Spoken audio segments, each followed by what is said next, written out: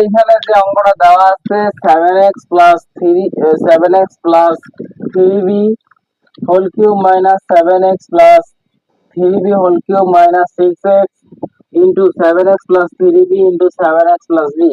তো এটাকে যদি আমরা তুলনা করি, এটাকে যদি আমরা এ ধরি, এটাকে যদি আমরা বি ধরি, এখন দেখো এই যে এ আর বি ধরলাম নাকি, এখন এইটা তাহলে কি এ আর এটা কি বি। এখন দেখো আমাদের এই যে এটা কোন সূত্রে প্লাস, দেখো আমাদের মাইনাস, যেহেতু দেখো আমাদের এই যে কিউবের এখানে কি আছে, দেখো তো কিউবের বি কিউবের সামনে কি আছে মাইনাস, তা এবং আমাদের এইখানে কি দেওয়া আছে মাইনাস দেওয়া আছে কিনা, তার মানে মাইনাসের সূত্র। এখন এইটাকে আমরা আরেকটা ভাবে লিখতে পারবো, সেটা হচ্ছে যে ওই সূত্রটাকে যদি আমরা লিখি তাহলে লিখতে পারবো A minus B whole cube equal A cube minus B cube minus 3 ab into A minus B. এই হচ্ছে আমাদের একটা সূত্র। এখন দেখো এইটাকে যদি আমরা গুণ করে দেখো তো এটা পাবো কিনা, এটাকে আমরা আনতে পারবো কিনা। দেখো A cube minus B cube minus, এখন দেখো 3, এইটা এইটা এইটা যদি গুণ করি তাহলে আমরা কত পাবো 3a² বি পাবো কিনা দেখো তো। এরপর আমরা কি পাবো, এইটা এইটা এইটুক আর এইটা বি যদি গুণ করি তাহলে কি পাবো প্লাস, এই মাইনাসে মাইনাসে প্লাস 3ab²।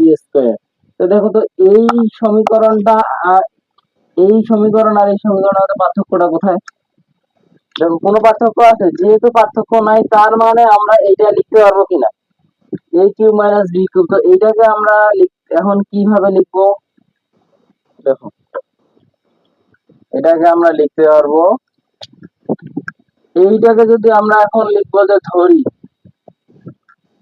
ধরি এ equal 7x+3b, B equal 5x+3b। যখন আমাদের এরকম মানে আমাদের সরল অঙ্ক করতে দিলেই আমাদের প্রধান কাজ হচ্ছে এটাকে আমরা ধরে নেব।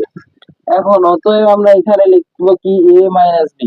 তো এ মাইনাস বি যদি আমরা নির্ণয় করতে যাই তাহলে আমরা কি পাবো, দেখো তো এর মান কত দেওয়া আছে 7x+3b, এর সাথে যদি এইটা মাইনাস করি তাহলে কি পাবো -5x পাবো কিনা। এটা যদি পাই তাহলে দেখো এইবার এখানে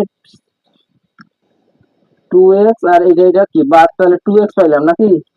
এখন আমাদের এই 2x টা আসলে কি, 2x টা আসলে a মাইনাস বি। তাহলে অতএব আমরা এই সমীকরণটাকে কি লিখতে পারবো, দেখো তো এই সমীকরণটাকে আমরা যদি লিখি তাহলে অতএব লিখতে পারবো অতএব ইকুয়াল লিখতে পারবো a cube minus B cube minus 3।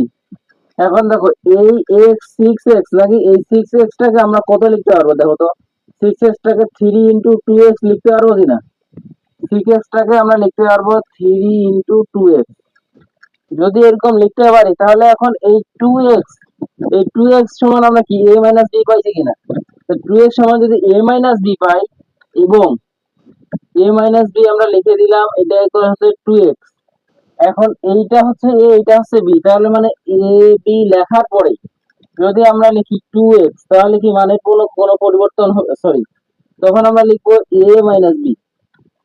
কেন বলতো, যদি আমরা এটাকে এরকম ভাবে লিখতে পারবো কিনা, 6 এর জায়গায় লিখবো 3 into 7x+3b into 5x+3b into 2x, এরকম করে লেখা যাবে কিনা। অবশ্যই যাবে, কেননা গুণ যদি আমরা করি, গুণের সময় আমাদের যদি স্থানে পরিবর্তন হয় তাহলে কি মানের কোনো পরিবর্তন হয় না। যদি যেহেতু গুণ করার পরে মানের কোনো পরিবর্তন হয় না, তার মানে আমরা এটা লিখতে পারবো। তো দেখো এইটা যদি আমরা লিখতে পারি, এখন এইটা সমান আমরা কি এইটা সমান আমরা কি জানি, এইটুক সমান আমরা কি জানি, এটুক সমান আমরা কি জানি a মাইনাস বি কিউব লিখতে পারবো কিনা। a মাইনাস বি কিউব যদি লিখতে পারি, এখন a এর মান কত ধরছি 7x+3b মাইনাস 5x-3b এর উপরে কিউব। এখন আমরা এটা কিছুক্ষণ আগেই তো মাইনাস করে নিলাম, তো মাইনাস করলে আমরা কত পাবো এখানে 2x এর উপরে কিউব। তো 2x এর উপরে কিউব করলে কত পাবো 8x কিউব। এই হচ্ছে আমাদের মান। তো আমাদের সরল অঙ্ক থাকলে কি করতে হবে, আমাদের ধরে নিতে হবে এ বি এর মান বের করে নিতে হবে, এরপরে আমাদের ক্যালকুলেশন সমীকরণ অনুযায়ী বসাই দিলে শেষ।